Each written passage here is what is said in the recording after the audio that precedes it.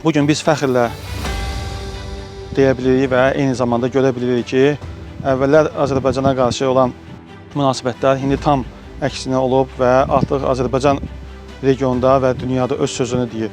Və təbii ki, bu da bizim öz torpaqlarımızı azad etdikdən sonra bütün ərazi bütövlüyümüzü və suverenliyimizi tam şəkildə bərpa etdikdən sonra və bütün dünya ölkələri bunu Azərbaycanın öz gücünü və siyasətini gördü.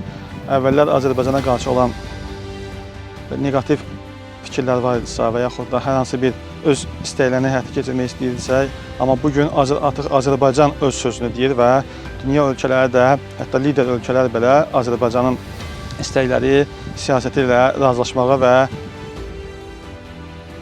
onun maraqlarına uyğun hərəkət etməyə çalışıb və artıq biz müstəqil, suveren bir ölkənin vətəndaşıyıq. Hər kəsi təbrik edirəm. Konstitusiya və suverenliyimiz mübarək olsun.